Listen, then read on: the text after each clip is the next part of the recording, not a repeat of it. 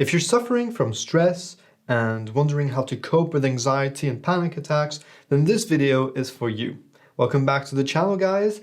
In today's video, we are going to be talking about the Buteyko breathing method and its benefits in combating anxiety and panic attacks. It is also a technique that has been proven really effective for people suffering from asthma, and it's good for general lung health. Being a professionally trained bass trombone player, this big instrument that requires a lot of air, I've always considered myself as a breathing professional because I've trained it so much. And I love talking about breathing, air management, lung optimization, and so on. I also really like these exercises. This is why I want to share them with you today. Before we start, you can go down in the comments and introduce yourself, as I love learning about you guys, what your goals are, what you would like to learn in the future, what you'd like to achieve, and so on. I'll do the same right now. My name is Raphael, and on this channel, I help you find tools and strategies for personal growth and for a more efficient way of managing life in general through applied life management videos and guided meditations. I strongly believe that we should be doing and not simply learning. This is why I condense all my videos to the essential and create exercises for you to apply in your daily lives today. So if this is interesting to you, please consider subscribing to the channel and pushing the notification bell. So let's get started. The first important aspect of the Buteyko method is to learn to breathe with the nose. I personally have a tendency to breathe through the mouth, especially when I exercise, and this is not because I'm lacking real estate, as you can see, but since a young age I have had sinus problems, and with a stuffy nose it's hard to breathe with your nose. Makes sense, right?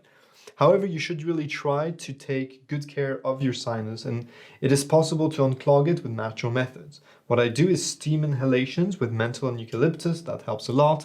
After I go to the gym, I go to the steam room and take a long, deep breath through the nose, which also helps. Before I go to bed, I massage my sinus with some tiger balm, and that also helps. If you're still having difficulties, I suggest washing your nose daily. You can do this with natural seawater sprays or with this kind of tool right here that you fill up with tempered water and salt. I use Himalayan organic salt for this. It's not very glamorous, I'll give you that, but just close the bathroom door and get it done. Sometimes I just take it under the shower and do it there. I will link all these tools down in the description below. They're really important, so be attentive to that. Breathing through your nose has a calming effect, and breathing through your mouth has a tendency to activate your fight or flight triggers and make you feel more anxious. Just try it out for yourself right now. Let's breathe a bit with the mouth and then with the nose. Do you feel the difference? Notice that in our guided meditation, I always tell you to breathe in through the nose and out through the mouth. This is because in through the nose is deep and slow and calming. When I ask you to breathe out through the mouth, it's just because with a sigh, it's faster and has the effect of eliminating tensions and toxins throughout your body. Anyway, this is what I have found from my personal research and experience. But again, I suggest you try it out for yourself. Now, onto the actual Buteyko breathing techniques. The core of the method is to control the breath and avoid hyperventilation. This happens a lot to people that get anxiety attacks, panic attacks, but also to asthma patients. While researching this, actually, I realized that I was the perfect patient. When I was a child, I used to have asthma attacks. I still do, but very rarely. I couldn't sleep very well and still struggle with this bad posture. As I mentioned before, I used to have terrible sinus congestion also. What I didn't know was that these things were linked, and I finally found a technique that could have saved me a lot of angst and energy. So here's how it goes. What you're going to do is to take a small breath in through the nose and then a small breath out. When the air is out, hold it. You can put your fingers on your nose to make sure no air is going to your lungs. Hold your breath and count the seconds until you feel the first signs of air hunger. Air hunger means that you will feel the first involuntary movements of your breathing muscles, such as your tummy jerking, and the area around your neck may contract a little. When you feel that air hunger, breathe back in through the nose normally. This inhalation needs to be as calm as possible. You don't want to take an enormous breath of relief because you hold your breath a few seconds. Get this under control. When you're ready, do it again. Try doing this exercise for a few weeks daily. Don't overdo it and be smart. Don't go to the point of fainting or harming yourself. Use your common sense, please. I don't need to make a disclaimer, right?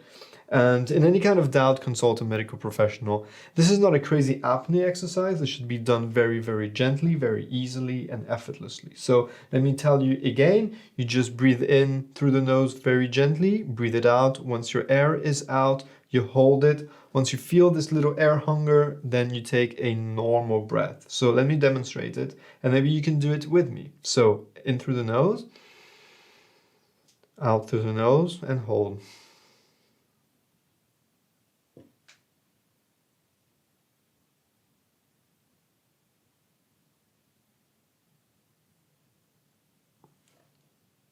I could hold longer, but I do feel a need to breathe and air hunger, so I'll breathe in and breathe out. And all this very normally. So once you breathe in after the air hunger, don't go like, that's not what you want to do. You want to, get it under control. So breathe as normally as possible in and then out. And repeat this a few times and do it a few times during the day for a few weeks and see the effects this has. When you have a panic attack, then you will be able to control your breath better. And when you control your breath and when you become mindful of your breath, you will feel instantly the anxiety just whooping away. Okay, so that's it for today's video. I hope you've enjoyed it. If you have, please put a thumbs up. If you've not done so already, please do subscribe to the channel. There'll be many more videos coming our ways, daily meditations. We're still on that 100 days meditation for Transcendence challenge. And we'll do more videos on mental health and personal development. So keep tuned. I'll see you soon. Bye.